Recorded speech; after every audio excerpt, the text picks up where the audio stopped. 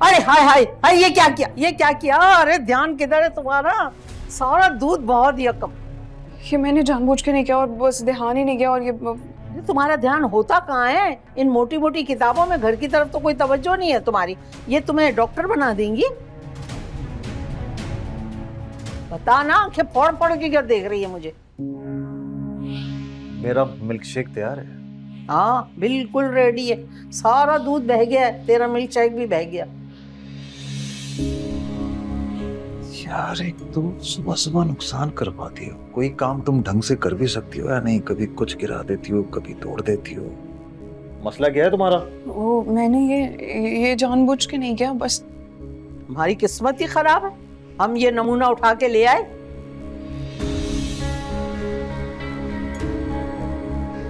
अच्छा मैं लेके आता हूँ। ले आ जल्दी से। नहीं, दूध इतना है कि सबकी चाय बन जाएगी और आपका मिल्क शेक भी बन जाएगा। हो बिल्कुल सही बोल रही है। सबकी चाय भी बन जाएगी, बल्कि बारात बुला लेते हैं, 1 हफ्ते तक बारात चाय पिएगी, इतना दूध है। जाना, तू दूध ले आ और फ्रूट केक भी लाना, जल्दी से जा। चल ना। जी जी बता, तू तो अजीब टुन की तरह खड़ा हुआ है, निकल।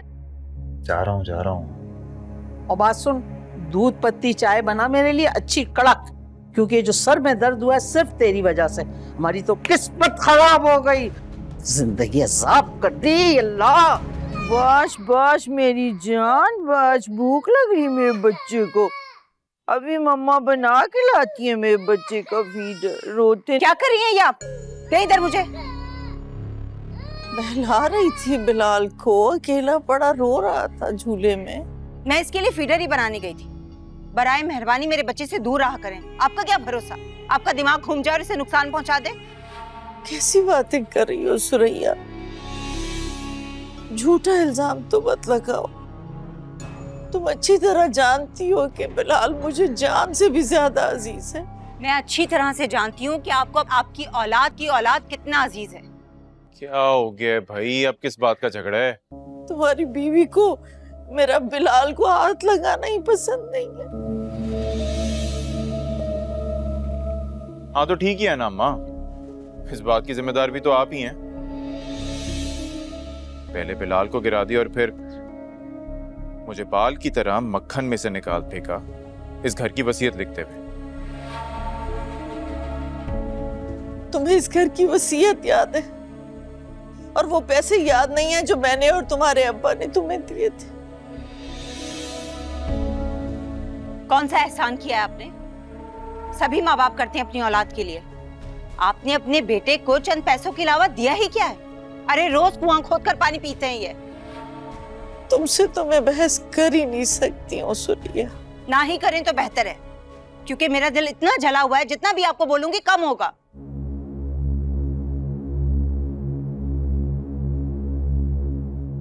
तुम कुछ नहीं बोलोगे? बस चुपचाप माँ को बेइज्जत होते देखते रहोगे? अम्मा साफ बात है, आपका सास बहू का आपसी मामला है। मैं क्या कह सकता हूँ? और आपको मालूम है ना कितनी बड़बोली है ये। जो मुंह में आता है बोल देती है, दिल में कुछ नहीं रखती।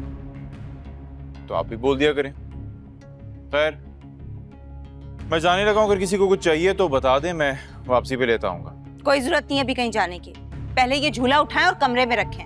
आज के बाद बाहर ना देखूं। बेगम साहिबा, ये इतनी सारी किताबें, और वो भी बिल्कुल नई नई। अगर आप कहें तो मैं ये रद्दी वाले को बेच आऊं। अरे तू रद्दी वाले को भेज दे, काले चोर को दे दे, आग लगा दे, चूल्हे में डाल दे, बस ये खुराफात निकाल दे मेरे घर से। जी बेगम साहिबा। ये तो मेरी किताबें हैं। पता है मुझे। और आप ये क्या कर रही हैं? मैं तो ये रद्दी वाले को बेचने जा रही हूँ, और मुझे तो बेगम साहिबा ने कहा है। हरगिज नहीं। आपको पता भी है ये मेरी कितनी कीमती किताब है। ये कोई रद्दी नहीं है। इन्हें जाकर वापस रखें, और आप इन्हें कहीं नहीं ले जा सकती। क्यों नहीं ले जा सकती है? मेरे घर में इन किताबों की बिल्कुल जगह नहीं है, जिसको पढ़ के इंसान बिल्कुल अपना होश हवास उड़ा दे। वो मैं जानती हूँ, और मुझे पता है कि मैंने लापरवाही में आपका दिल दुखाया है। मैं माजरत चाहती हूँ। लेकिन अब ऐसा नहीं होगा। वादा, मैं काम के टाइम काम करूंगी और बुक्स मेरी नहीं होंगी मेरे पास। नहीं बीबी नहीं, तुम हो आदि मुजरिम। 20 साल तुमने ये किताबें पढ़ी हैं, अभी भी उसे सीने से लगाए लगाए घूम रही हो। कहाँ सुधर रही हो तुम? फूफू, मैं आपसे वादा करती हूँ, आपको कभी मेरी किताबें नहीं तंग करेंगी, बल्कि नजर ही नहीं आएंगी। मैं पूरा काम खत्म कर लूंगी, उसके बाद किताब पढ़ लिया कर। बस, बहुत बहस करती हो तुम। जब मैंने कह दिया ये किताबें यहाँ नहीं रहेंगी तो नहीं रहेंगी। तुम क्या मेरी शक्ल देख रही हो? उठाओ, नहीं तो टक्कर मारो तुम्हारे सर पे। ले जाओ उधर से। वैसे तो बड़े हक के अलंबरदार बने फिरते हैं, मेरे लिए तो कभी अपनी माँ के सामने हक की आवाज नहीं उठाई।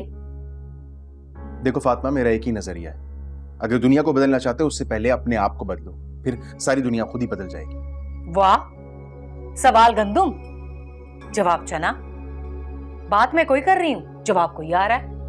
फातिमा, हम अम्मा को इस एज में नहीं बदल सकते, लेकिन तुम खुद को वैसा बनने से रोक सकती हो। अस्तगफिरुल्लाह, अब मैं इतनी भी बुरी नहीं हूँ। माना कि जुबान की थोड़ी तेज हूँ, लेकिन दिल में जो होता है ना, वही जुबान पे होता है। दिल साफ है मेरा। वो जो गुल है ना, उसकी तरह मीसनी घुन्नी नहीं हूं मैं। तुम क्यों हमेशा अपना मुकाबला उससे करती रहती हो? क्या कोई एहसास कमतरी है तुम्हें?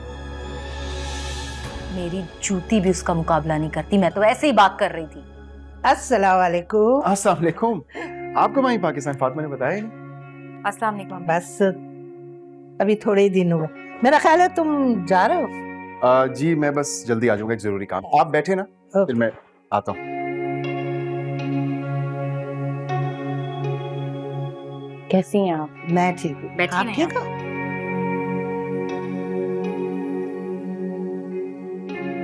रमेश तो स्कूल गया होगा ना? हाँ, स्कूल ही चला गया। अच्छा है ना, इस चिड़ियाघर से थोड़ी देर बाहर ही रहे तो। ओहो, तुम कब आई रक्षिंदा? मुझे तो आने का तुम्हारे पता ही नहीं चलता। तो अच्छा है कि रईस ने मुझे बता दिया। वो बस मैं अभी आपसे मिलने आ रही थी, फातिमा से मिलकर। हाँ हाँ ठीक है, चलो आओ बाहर बैठ के बात करते हैं। आओ। बिल्कुल ठीक है, आप चले, मैं जरा फ्रेश होके आता हूँ। अस्सलाम वालेकुम अबू। वालेकुम सलाम। आप मुझे बता देते, मैं आपको लेने आ जाता स्टेशन से। अरे बेटा, मैं तुम्हें क्या तकलीफ देता। स्टेशन से बाहर निकले, टैक्सी पकड़ी और आ गए। अच्छा, आप थके हुए लग रहे हैं, आप जाइए कपड़े चेंज कर लीजिए, शावर कीजिए, मैं नाश्ता बनाती हूँ। ठीक है। ओह, तक तो मैं गया हूँ। बल्कि नौशी से भी पूछ लो अगर वो कुछ खाए पिएगी। नौशी भी आई है आपके साथ? हाँ, वो भी आई है। नौशी, नौशी बेटा।